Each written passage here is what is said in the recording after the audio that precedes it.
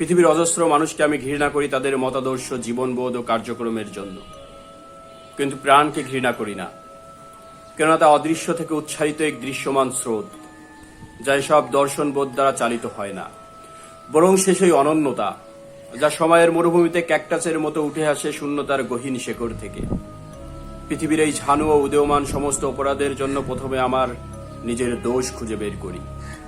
অনেক ভেবে দেখেছি আমার অপরাধ মহাজগতের সমান এবং অপূরণীয় সব ক্ষতির ক্রিয়ানক আমি অপরাধী, এবং সেই অপরাধের নীরব থাকা মানুষ আসলে ভয়ঙ্কর ভাবে তারা একে অপরের পরিপূরক। এই লাগামহীন বস্তু পূজার জন্য ভয়ঙ্কর ভাবে ঘৃণা করি আমাকে।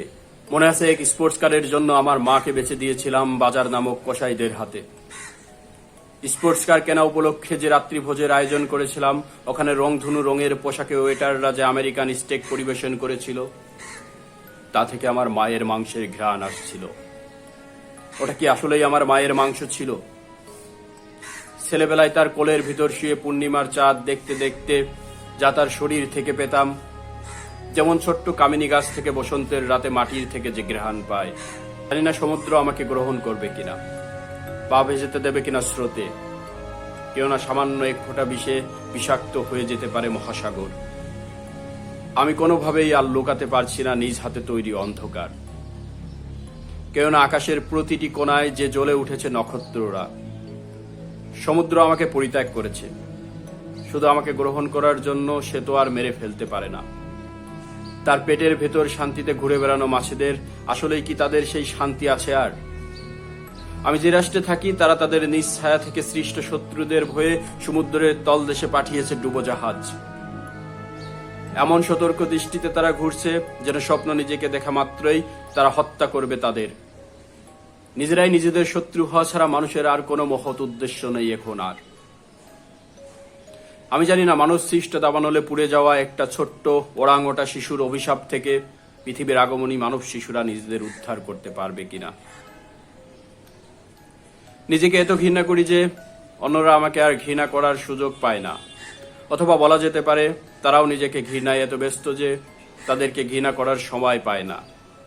এজন্য তারা এক সময় আত্মশ্লাঘায় হিরোশিমার পারমাণবিক বোমার মতো দানবিক প্রতিহিংসা প্রয়ণ হয়ে ওঠে, আর ফলাফল অনিবার্য মরুভূমি, যেখানে এই ক্ষীণ মানব সভ্যতা ফুটে উঠেছে ক্যাকটাসের মতো। তাদের হৃদয়ে সেই মরুদ্যান যেখানে আগুনের ফুলে ফোটে আর ঝরে যায় কান্নার ফোঁটার মতো। চাই না কবে থামবে তোমরা, যাদেরকে আমি নিজের চেয়েও একটু কম ঘৃণা করি। জানি না কতদিন আমাকে বয়ে নিয়ে যেতে হবে এই আত্মহত্যাকারী তিমির কঙ্কাল, যার জারিত হৃদয় সব আমাদের মনকে লবণাক্ত করে দেয় উসর। একটা স্পোর্টস কারের জন্য মাকে বেছে দেবার গ্লানি আমাকে কোনো দ্রুতগতির আস্বাদ মুছে দিতে পারে। কত দ্রুত ছুটে গেলে ভুলতে পারি মাটির সেই ঘ্রাণ। বস্তু পূজা আমাকে বলি দেও নির্বস্তু করে স্রোতের উৎসবে। ওরা আমার মাংস গোগ্রাসে খেয়ে যাক, আমার শরীরের উপর নেচে যাক, যত সময় না শেষ মানুষটার মৃত্যু হয়। এবার আমি থামলাম তোমাদের রানী নামক ডাইনির প্রাসাদের সামনে।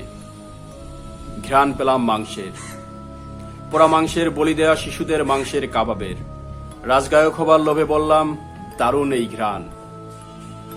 আর ডাইনিকে খুশি করার জন্য গেয়ে উঠলাম এমন সব গান, যে গান আমি নই, যে গান নয়, বরং যে গানগুলো সেই ড্রাকুলার মতো নার্স, যারা প্রেত শক্তির কবলে পড়ে গভীর রাতের ইনকিউবেটরে শুয়ে থাকা শিশু আর কমাতে থাকা বৃদ্ধদের অক্সিজেন মাস্ক খুলে দেয়। সেই নার্সগুলো নগ্ন হয়ে নাচে আমার গানের তালে। আমি সেই অভিশপ্ত গায়ক, যার মায়ের উচিত ছিল জন্মের সাথে সাথেই মেরে ফেলা, কিন্তু মা তো ঘৃণা করে জীবনবোধ তাড়িত মানুষকে, কোনো প্রাণকে নয়। প্রান্ত স্বপ্নর মতো যে কারো দেখিয়ে দেয়া পথ ধরে চলে না, সে চলে তার নিজের দেখানো পথে।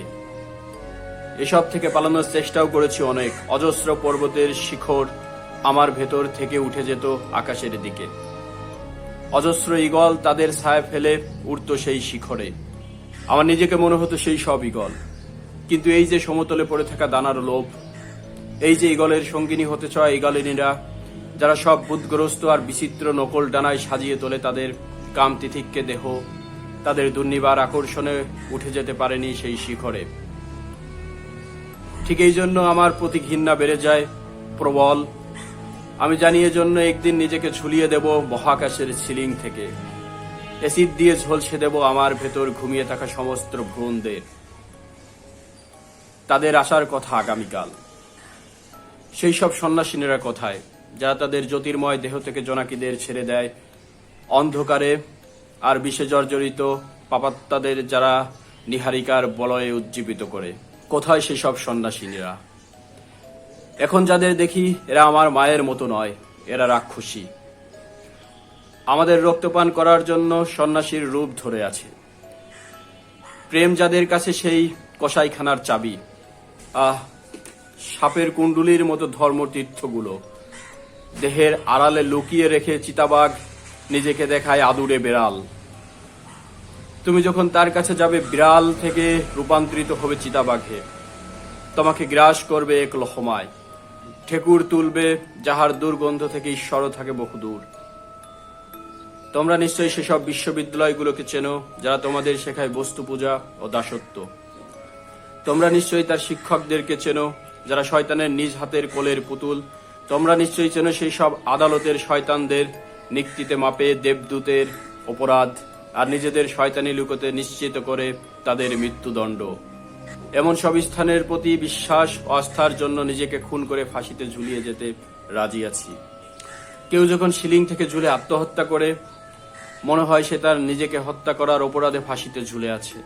মানুষের কাছে মানুষের মহাসময় আসলে কি চায়, কি খুঁজে নিতে চায়, যা তার ছিল না। না, এমন কোনো কিছুই নেই। সমুদ্র যখন জাহাজকে ডুবিয়ে নেয়, তখন তো আর বলা যায় না সেই জাহাজের ভেতর থাকা অমূল্য মণিরত্নের লোভে সাগর তা করেছিল। বরং সমুদ্র নিজেই জানে কথা থেকে সে চুরি করে নিয়ে যাচ্ছিল এসব মণিরত্ন। মুক্ত যা ফলে উঠেছিল মুখ বন্ধ ঝিনুকের বিষের ভেতরে। কোথায় থামবে এই সব জলদস্যুরা? কোথায় থামবো আমরা? থামার আগে ঠিক কতটা ফুলে উঠবো আমরা? এই যে অজস্র মণিরত্নে মানুষ ফুলে ফেপে উঠতে চায়। মনে হয় মরার পর এক একটা লাশও এভাবে ফুলে ফেপে ওঠে, অপেক্ষায় থাকে শকুনের বা ছোট কীটপতঙ্গের। তোমরা কি জানো সেই কীটপতঙ্গ বা শকুন তোমরা নিজেরাই, যারা তোমাকে দ্রুত নিঃশেষ করে তোমার পাপ, গ্লানি ও লজ্জা থেকে তোমাকে মুক্তি দিতে চায়। আমি জানি আমাদের নিজেদের প্রতি নিজেদের প্রেম সেই কীটপতঙ্গের প্রেমের মতো। পুরোহিতগুলো কোথায় থামবে? কোথায় থামবে সব হায়নার মতো রাষ্ট্রনায়কেরা? কোথায় থামবে এই বিরাট বিরাট নরক কারখানার মালিকেরা? কোথায় থামবে আমার এই স্পোর্টস কার, যার জন্য থামিয়েছিলাম মায়ের অশরীর হৃদস্পন্দন? আমি ভয়ঙ্করভাবে ঘৃণা করি আমাকে। এই কাজটা যখন করেছি তখন আমার উদ্ধারের আর কোনো পথ নেই, বরং পৃথিবীর অবর্ণনীয় নরকের সড়কে আমার লাশের মতো ছুটে যাচ্ছে সেই স্পোর্টস কার, মায়ের লাশের মতো সেই স্পোর্টস কার। জানি না তাকে থামানোর কি উপায়, যত সময় না চিতাবাঘের মতো চাকার নিচে সে সবাইকে পিষে দেয়। আত্মপ্রেম জিনিসটা কি, যা নিশ্চিত করে সবার আত্মঘৃণা বা আত্মগ্লানি? কসাইখানায় সেই পশুর রক্তের মতো, যা এক সময় ঈশ্বরের পবিত্র রক্ত ছিল, আর এখন তা নর্দমার আবর্জনা, যা মাছিদের ক্ষুধা মেটানোর খাদ্য। মানব প্রেম কি, যা তোমাকে আর তুমি হতে দেয় না, বরং তুমি অন্যের দেহের মাপে তোমার জামা বানিয়ে নাও? কাকে তোমরা বলো সাম্য? অসম ব্যক্তিদের নিজেদের এক আকারে থাকার কোনো জাদুদণ্ড, অথবা চিড়িয়াখানায় সব প্রাণীদের খাঁচা যেমন একরকম? শোনো, আমাকে শোনাচ্ছি, তোমরাও শোনো। মানুষের সাম্য কোনোভাবেই আসবে না যদি তারা ব্যক্তিগতভাবে সেই চূড়োয় ওঠার সামর্থ্যবান না হয়। তোমার উচ্চতার তারতম্যের উপর নির্ভর করে না সমুদ্রের গভীরতা, বরং তুমি তোমার খুঁজে আনা গভীরতা বোধ দিয়ে সমুদ্রের সমান গভীর হতে পারো। আর আমি কে? সে কে অন্য কেউ, যে তোমাদের উদ্ধার করবে। তোমার হয়ে কেউ তো জন্ম নেয়নি। যদি উঠতে চাও ঈগলের মতো, তবে তোমাকেই তোমার আত্মার থেকে পালক নিয়ে সুনিপুণ কারিগর হয়ে বানিয়ে নিতে হবে ডানা। অন্যের ডানায় ভর করে নিশ্চয়ই আকাশের চূড়োয় উঠতে পারবে না। এমনকি নয় ইকারুচের জন্য বানানো তার পিতার ডানা দিয়েও। সূর্য ঠিকই জানে তার ক্ষমতার কতটুকু সে নিজে ব্যয় করেছে। তুমি তো সূর্যেরই ক্ষমতার ফলাফল, তাই সে তোমাকে ছুঁড়ে ফেলে দেবে নিচে, গলিয়ে দেবে তোমার সব নকল ডানা। ওহ, আমাকে প্রচন্ড ঘৃণা করি এই পিতা নির্ভরতার জন্য। আর আমার পিতার তার পিতার প্রতি, আর সেই পিতার তার পিতার প্রতি নির্ভরতায়। এভাবে সবাই কারো প্রতি নির্ভরশীল এবং শূন্যে ভেসে আছে যে কোনো মুহূর্তে পাতালে পতিত হবার জন্য। যেমন আমি পতিত এই বস্তুপুঞ্জের ভেতর বস্তু পূজার মন্দিরে। যারা আমাকে গোগ্রাসে গিলে বদহজমে বমি করে দিয়েছে স্পোর্টস কারের ভেতরে। কাদের সাথে আমার এত প্রতিযোগিতা? কার সাথে জিততে চাই? নিজের পরাজিত দানবের সাথে? কাকে আমি শাসন করতে চাই? নিজেকে শাসন করতে পারি না বলে। নিজেকে নিজে যখন গিলোটিনে চড়াতে চাই, বস্তু পূজারা আর সাড়া দেয় না। তারা জানে আমার প্রাপ্য শাস্তি আরো অনেক বাকি, যা মৃত্যুদণ্ড দিলেও অসমাপ্ত থেকে যাবে। ছুটে চলেছে আমার স্পোর্টস কার সমাপ্তির আশায়, কিন্তু জানি না সেই সমাপ্তি আসলে কোনো এক রেসের শুরু। এই বস্তু নির্যাসের হ্যাংওভার কাটানোর আর কোনো পথ নেই। যেমন কোনো এক পার মাতালের আর কোনো উপায় থাকে না পরের দিন আবার মদ খাওয়া ছাড়া। কাকে বলবো এসো আমাকে উদ্ধার করো? আমি তো তাকে সরিয়ে জীবনের ঈশ্বর হয়েছিলাম। চেপে বসেছিলাম এই স্পোর্টস কারের সিটে এক রক্তমদির ড্রাইভারের মতো। তোমরা খুব ভালো মতোই জানো সিট বেল্ট আমাকে এমন ভাবে বেঁধে ফেলেছে শেকলের মতো। শুধুমাত্র গাড়ির ধ্বংস শেষেই তা থেকে মুক্তি। জানি ধ্বংস অসম্ভব এই স্পোর্টস কারের। আমি কি এখন শিশুর মতো মাকে ডাকতে পারি? আমি কি এখন মনে করতে পারি মাটির মতো সেই মায়ের ঘ্রাণ? না, তার সম্ভব নয়। তাকে যে বাজারের মতো এক কসাইয়ের কাছে বেচে দিয়েছিলাম। কসাইরা সেই মাংস এত সময় কেটে টুকরো টুকরো করে বেচে দিয়েছে তোমাদের কাছে, যা এখন তোমাদের পেটে হজম হচ্ছে নিরালায়। তারপর মেলাবে স্পোর্টস কারের গতিতে গা ছমছমে শূন্যতায়।